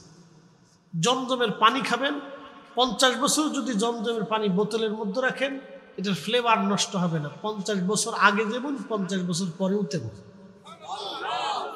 বীরে শেফার পানি এরকম আল্লাহ শেফা দিয়ে রাখছে, এটা আলাদা টেস্ট। আপনার লাগবে মনে হবে যে ওষুধ খাচ্ছি। কারণ কি জানেন? ওই পানি কুয়া শুকিয়ে গেছিল। শত শত হাজার হাজার বছর ধরে এই কুয়ার পানি কখনো শুকায় নাই। 70 জন নবী ওই পানি, কুয়ার পানি পান করছে। একসাথে বলবেন আল্লাহু আকবার। কতজন নবী? 70 জন নবী যদি পানি পান করে তাহলে 100 বছর করে ধরে কত হবে? 70 বছর। তার মানে এই কুয়ার বয়স প্রায় 7000 বছর হয়। বদরের যুদ্ধ থেকে নবী ফিরে আসতেছিলেন, কুয়ার নিচে পানি নেই, শুকিয়ে গেছে। আল্লাহ নবী সাহাবীরা এসে বলেন, হুজুর এই পানি শেষ হয়ে গেছে, নবীজি পানি নাই। 70 জন নবী কুয়ার পানি পান করেছে। ওখানে একটা মসজিদ আছে, 70 জন নবী ওই মসজিদে নামাজ পড়েছেন। আল্লাহ নবী বদরের যুদ্ধ শেষ করে রওনা করেছেন। ওইখানে বিশ্রাম তাবু গাড়লেন। পানি যেহেতু আছে কুয়া, সাহাবীরা এসে বলেন, হুজুর কুয়ার মধ্যে কোনো পানি নাই, পানি একবারে নিঃশেষ হয়ে গেছে। আল্লাহর নবী বলেন, সাহাবীরা চিন্তা করিও না, হেঁটে হেঁটে রহমতের নবী কুয়ার পাশে এসে নিজের পবিত্র থুতু মুবারক ওই কুয়ার মধ্যে ছেড়ে দিলেন। আর থুতু মুবারক পড়ার সঙ্গে সঙ্গে কুয়ার ভিতর থেকে পানি উঠে উঠে কুয়া ভরে গেল। আজ 1450 বছর ধরে কোটি কোটি হাজিরা পানি নেয়, পানি খায়, কিন্তু আজও পর্যন্ত পানি শেষ হয় না।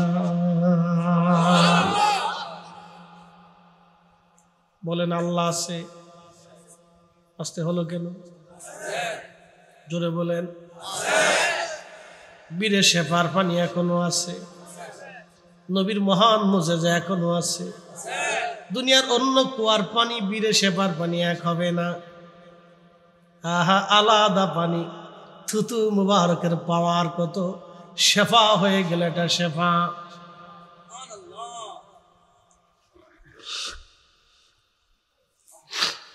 এই পানি পৃথিবীর অন্য পানি থেকে ব্যতিক্রম হয়ে গেল আমার রসুলের থুতু মুবারকের কারণে। যদি থুতুর এই বরকত হয়, তাহলে আমার রসুলের বরকত কেমন হতে পারে? নবীর থুতু মুবারকের মর্যাদা যদি এমন হয়, তাহলে রসুল কেমন হতে পারে? যারা একটা বারের জন্য ভাববে রসুল আমাদের মতো আর আমরা নবীর মতো, ও নাফরমান হয়ে কবরে চলে যাবে। কথা বলেন ঠিক কিনা? বুঝাবেন কারে বলেন তো? দেশে কত আল্লাহ আল্লাহ আজারে বাজারে সৃষ্টি হয়েছে, হ্যাঁ, কি করে বুঝাবেন এগুলো? যত আজারে বাজারে এই আব্দুল ওহাব নজদি, এই বদমাশটা সর্বপ্রথম এই সমস্ত বদ আকীদা মুসলমানদের ভিতরে ঢুকাইছে। কোটি কোটি মুসলমানের ঈমান একবারে ধূলিসাৎ করে মরুভূমির সাথে মিশিয়ে দিচ্ছে।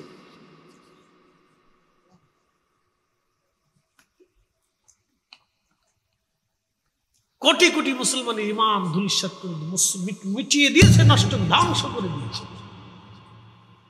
হাজার হাজার সাহাবী, 313 জন সাহাবী, 14 জন শহীদ হয়েছিলেন, বাকি 299 জন সাহাবী ওইখানে উপস্থিত ছিলেন। এই দৃশ্য 299 জন সাহাবীর আর সাক্ষী, যাদের সম্পর্কে আল্লাহ বলছেন আমি তাদেরকে জান্নাত দিয়েছি। বদরে যারা উপস্থিত হয়েছে তাদেরকে জান্নাত দিয়ে দিয়েছি, ক্ষমা করে দিয়েছি, তাদের আগে পরে সব গুনাহ মাফ। তারা রসুলের এই মুজিজা সব চোখ দিয়ে দেখেছে, এই জন্য তারা বিনা বাক্যে নবী যা বলতেন তাই বিশ্বাস করে নিয়েছিলেন। তারা জানতেন আল্লাহ আছে, রসুল আছে, কবর আছে, হাসর আছে। এই বিশ্বাস এখনো আমাদের কাছে আছে। কিয়ামত পর্যন্ত মুসলমান নবীকে কেন্দ্র করে বিশ্বাস মজবুত রাখবে। কথা বলে ঠিক না? এই জন্য রসুল মানলে আল্লাহ মানা হয়ে যায়।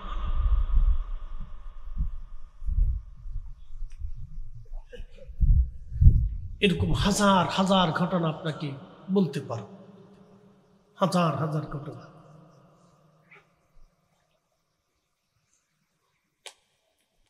আল্লাহর নবীর স্ত্রী আমাদের আম্মা আয়েশা সিদ্দিকা রাদিয়াল্লাহু আনহা আকাশের নক্ষত্র গুনতেছে। আল্লাহর নবী জিজ্ঞেস করলেন, আয়েশা কি করো? বলে, ইয়া রাসূলুল্লাহ, আকাশের নক্ষত্র গণনা করি। বলে, আয়েশা রে, আকাশের নক্ষত্র কি গণনা করে শেষ করা যায়? বলি, ইয়া রাসূলুল্লাহ, তাহলে বলেন তো আকাশের নক্ষত্র তুল্য নেক কারো আমল নামায় আছে? প্রিয় নবী বললেন, হ্যাঁ, আমার ওমরের আমল নামায় আকাশের নক্ষত্র তুল্য নেক আল্লাহ লিখে দিচ্ছে। আম্মা জান একটু বেজার হয়ে গেলেন। মানবীয় গুণাবলীতে ত্রুটি ধরা যাবে না, সাহাবায়ে কেরামের ত্রুটি ধরা যাবে না, আম্মাজানদের ভুল ধরা যাবে না। মানবীয় গুণাবলীতে উনি একটু মন খারাপ করলেন। রসুল বলছেন, আল্লাহ আল্লাহ ফি আসহাবি, আল্লাহ আল্লাহ ফি আসহাবি। ও আমার উম্মত, সাহাবীদের ব্যাপারে আল্লাহকে ভয় করো, আল্লাহকে ভয় করো, আল্লাহকে ভয় করো। লা তাত্তাখিদুহুম গরাদান মিন বাদি। আমার তিরোধানের পরে আমার কোনো সাহাবীর সমালোচনা করবা না, ত্রুটি বিচ্যুতি বের করে খাতা ভুল ত্রুটি ধরবা না, তাদের সমালোচনা করবা না, মন্দ বলবা না, গালি দিবা না। ফামান আহাব্বাহুম ফাবি হুব্বি আহাব্বাহুম ওয়ামান আবগাদাহুম ফাবি বুগদি আবগাদাহুম। আমার কোনো সাহাবীকে মহাব্বত করলে আমাকে মহাব্বত করা হবে, তাদেরকে গালি দিলে আমি রসুলকেই গালি দেওয়া হবে। রসুলের এই জবানের কথা সারা জীবন আমলে রাখবেন। কোনো সাহাবীর ত্রুটি ধরতে যাবেন না, ওটা আমাদের ফাংশন না বাবা, কথা ঠিক কিনা? সাহাবীর ত্রুটি ধরা যাবে না, ওটা আমাদের বিষয় না। ওই যে রাব্বে কারীমের দরবারে ফিরে চলে যাব, আমরা আল্লাহর দরবারে ফিরে চলে যাব আল্লাহর কাছে। এই পৃথিবী আকাশী জমিন, জমিনের জায়গা পড়ে থাকবে, কিন্তু আমরা সব আল্লাহর কাছে ফিরে চলে যাব। রব্বে কারীমের দরবারে আমরা চলে যাব, আবার আল্লাহর দরবারে চলে যাব। কবরের ভিতরে 3টা প্রশ্ন আসবে, মার রাব্বুকা ওয়া মা দীনুকা মা কুনতা তাকুলু ফি হাক্কি হাযার রাজুল। তবে সহিহ বুখারীতে একটা কথা আসছে যে একটাই প্রশ্ন কবরের মধ্যে করা হবে, মা কুনতা তাকুলু ফি হাক্কি হাযার রাজুল। আবার নবীকে সেই দিন কবরের মধ্যে দেখায় বলা হবে, বলো এই লোক সম্পর্কে তোমার জীবনের কি বিশ্বাস আকীদা ছিল, তুমি বলো। একটা প্রশ্ন হবে তাওহীদ নিয়া, আর একটা প্রশ্ন হবে দ্বীন নিয়া, আর একটা প্রশ্ন হবে রিসালাত নিয়া। অতএব আল্লাহর নবীর রিসালাতটাকে ছোট করে দেখার কোনো সুযোগ নাই। যার প্রশংসা সমস্ত ফেরেশতাদের সামনে আল্লাহ নিজে করেছেন, রোজে আজলে নবীদের সামনে আল্লাহ নিজে করেছেন। আল্লাহ নবীদের কাছ থেকে ওয়াদা নিয়েছেন, এবং সব বান্দাদের রুহুদের সামনে আল্লাহ আমার রসুলের শান আদম নবীর কাছে বর্ণনা করেছেন। এমন কোন নবী নাই রে যেই নবীর কাছে আমার আল্লাহ আমার রসুলের প্রশংসা না করেছেন। আমরা সেই নবীর উম্মত। আজকে থেকে নিয়ত করে যাব, আল্লাহ যতদিন পর্যন্ত বেঁচে থাকবো আল্লাহ নবীর প্রত্যেকটা সুন্নত আমরা মেনে মেনে মেনে মেনে চলবো। আল্লাহ তৌফিক দান করুন, জোরে বলেন আমিন। আচ্ছা বলেন তো, পৃথিবীতে আমার রসুলের আদর্শের চাইতে এত সুন্দর আদর্শ আর আছে না? আপনি ওই পক্ষপাতিত্ব বলে না বললেন না, বুঝে বলেন। আমাদের দেশে যারা খ্রিস্টীয় ধর্মে আছে, আমি বুঝাই, ওদের অধিকাংশ বিয়ে হওয়ার আগে বাচ্চা হয়। বুঝেন নাই মনে হয়? ওরা বয়ফ্রেন্ড গার্লফ্রেন্ড এগুলি দিয়ে ওরা বলে আমার বয়ফ্রেন্ড আমার গার্লফ্রেন্ড। আমি নাম দিয়েছি কুত্তা ফ্রেন্ড। কথা খারাপ হয়েছে ভাই? নাম দিয়েছি কুত্তা ফ্রেন্ড। বয়ফ্রেন্ড গার্লফ্রেন্ড হয় কোনোদিন? পুরুষের নারী বন্ধু থাকে আর নারীর পুরুষ বন্ধু থাকে। আমি নাম দিয়েছি কুত্তা ফ্রেন্ড। কুত্তার যেমন ওই গার্লফ্রেন্ড বয়ফ্রেন্ড চলে, ওকার তো কোনো শরীয়ত মরিয়ত নাই। কার্তিক মাস আসলে কুত্তা কুত্তি একলগে খুব দলবদ্ধভাবে চলতেছে, তা আমি নাম দিছি কুত্তা ফ্রেন্ড। তো খ্রিস্ট ধর্মে যারা আছে তারা এরকম গার্লফ্রেন্ড বয়ফ্রেন্ড, বিয়ে করার আগেই বাচ্চা কাচ্চা হয়ে গেছে, এই জন্য ওদের কোনো বাবার পরিচয় হয় না, মার পরিচয় দেওয়া হয়। ওরা মার পরিচয় হয়। একজনের বউ নিয়ে আর একজন ঘুরে বেড়াচ্ছে, খুব সুন্দর। আপনি বোঝেন তো কি এক আস্ত পাগলের কায়দা ভাই। হ্যাঁ, পৃথিবীতে এর চেয়ে নিকৃষ্ট আর খারাপ কি হতে পারে বলেন তো? একবারে নিকৃষ্ট গান্দা পাছা কাজ, এর চেয়ে পচা নিকৃষ্ট কাজ কি হতে পারে? এটি কি ধর্ম হলো না যেটা জীবন ব্যবস্থা হলো? এর চেয়ে নিকৃষ্ট পচা কাজ কি হতে পারে বলেন তো? একটা বাচ্চার তার বাবার পরিচয় হচ্ছে না, কে তার জন্মদাতা কোনো ঠিক নেই। এর চেয়ে নিকৃষ্ট কাজ পৃথিবীতে কি হতে পারে?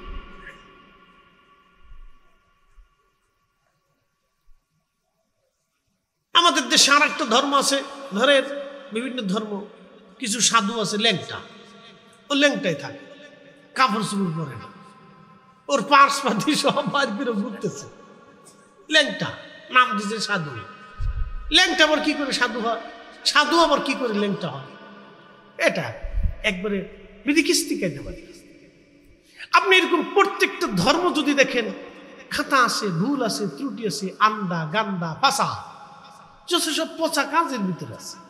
ইসলাম এমন একটা জীবন ব্যবস্থা যে আপনার মিসাক থেকে শুরু করে, ঘুম থেকে ওঠা থেকে শুরু করে ঘুমোতে যাওয়া পর্যন্ত, এবং ঘুমের ভিতরে কিভাবে ঘুমাবে তাও আমার নবী শিখিয়ে দিয়ে গেছে। কথা বলেন ঠিক না? আপনি মিসাক করবেন, রাসূল শিখিয়ে দিয়ে গেলেন 5 ওয়াক্ত নামাজের আগে করো। আপনি ঘুম থেকে উঠার পরে আগে কি করবেন? আল্লাহ নবী বলেন আগে হাতের কবজি পর্যন্ত তুমি ধৌত করো, কারণ তুমি ঘুমানোর পরে এই হাত কোথায় গেছে তুমি নিজেও জানো না। এই কবজি পর্যন্ত তুমি ধৌত করো, ওযু করো, মেসাক করো, ফ্রেশ করো, নিজেকে পবিত্র করো। গোসল করতে বলেছেন, পবিত্র হতে বলেছেন। অবাঞ্ছিত চুলগুলি আল্লাহর নবী 40 দিন আগে কেটে ছাপ করতে বলেছেন। নখ কাটতে সুন্নতের হুকুম দিয়েছেন। জুমার দিনে নবীজি গোসল করে সুন্দর পোশাক পরিহিত হয়ে যায় জুমাতে যাইতে নবীজি তাকিদ দিয়েছেন। সুগন্ধি ব্যবহার করতে বলেছেন, সুগন্ধি ব্যবহার করতে বলেছেন। বাথরুম করার পরে পানি খরচ করতে বলেছেন, পরিষ্কার হতে বলেছেন। জেলা কুলুপ ব্যবহার করতে বলেছেন।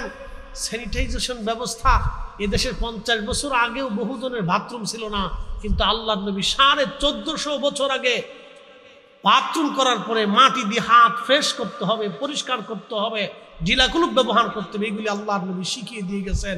কিভাবে পরিষ্কার হবে, চুল কিভাবে কাটতে হবে, একজন খাবার কিভাবে খাবে, কি পরিমাণে খাবে, কি খাবে, শুয়োর খাবে না কুত্তা খাবে না ভালোটা খাবে, আল্লাহর নবীটা শিখিয়ে দিয়ে গেলেন। আল্লাহর নবী শিখিয়ে দিয়ে গেলেন কোনটা হালাল, কোনটা হারাম, কোনটা বৈধ, কোনটা অবৈধ। এইভাবে নবীজি পুঙ্খানুপুঙ্খভাবে আল্লাহর নবী আমাদের জীবন চলার পদ্ধতি শিখিয়ে দিয়ে গেছেন। ইসলামের মতো এত সুন্দর ধর্ম পৃথিবীতে আর একটাও হতে পারে না। কথা বলেন ঠিক না? আমরা এই নবী পাইয়া ধন্য, দিন পাইয়া ধন্য। কথা বলেন ঠিক কিনা? এই দিন ধর্ম আমাদেরকে মেনে মেনে চলতে হবে। আল্লাহ রসুলের প্রত্যেকটা সুন্নাহ আপনি মেনে মেনে চলেন, সারা জীবন উপকার পাবেন, সুস্থ থাকবেন, সারা জীবন ভালো থাকবেন, সুস্থ থাকবেন। আমরা হুজুরগারে দেখবেন আয় কম কিন্তু শান্তি বেশি। আমাদের পোশাক সবসময় চকচক থাকে, কিন্তু বেতন 5000 টাকা। হুজুর কথা খারাপ পেয়েছি আমি? বেতন কয় হাজার? একটা বিড়ির দাম কত? কষ্ট হচ্ছে আপনাদের? শেষ করে দিচ্ছি। একটা বিড়ির দাম কত? 18। একজনে 10টা বিড়ি যদি খায় তাহলে কত গেল? 180। 180 যদি প্রত্যেক দিন খায় তাহলে মাসে কত গেল? 5000 টাকা প্রত্যেক মাসে খালি বিড়ির পিছনে চলে যায়। একজন ইমাম সাহেব তিনি 5000 টাকা দিয়ে সংসার চালায়।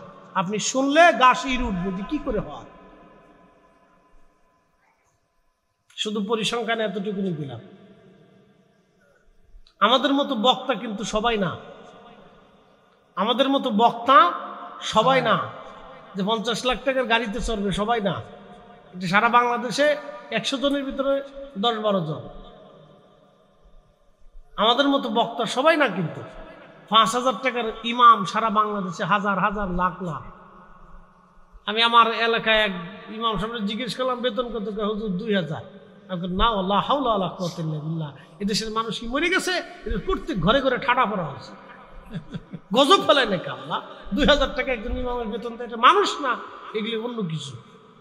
হুজুর কি করবো, পাবলিকে দেয় না। পাবলিকের বাড়ি আগুন ধরাই দেয়।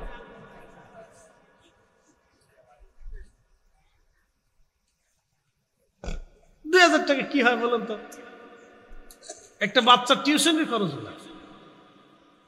এগুলো জুলুম, অন্যায়, ঠিক না। আল্লাহর কাছে জিজ্ঞাসিত হতে হবে। জিজ্ঞাসা করবে, আল্লাহ তোমার এলাকাতে মহল্লাতে মসজিদ ছিল, আমার একটা ঘর ছিল, কি করছে? বলে আল্লাহ সিরা টাকা দিয়ে আসছিল।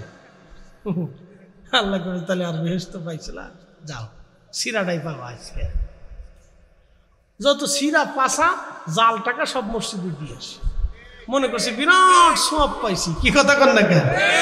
আমার মতন একদিন বলতেছে যে আমার ভাইটা গেছে মসজিদে, মোটামুটি বেশ টাকা পয়সা উঠে প্রত্যেক জমাতে 20,000, 22,000, 25,000 এরকম যেটা আর কি। তা মুসল্লি ভাবতে একদিন বলতেছে হুজুর একটু ওয়াশ করে দিন তো, খালি সিরাটে আছে, মানে চালাইতে পারে না, এই মসজিদে দিয়ে চলে গেছে।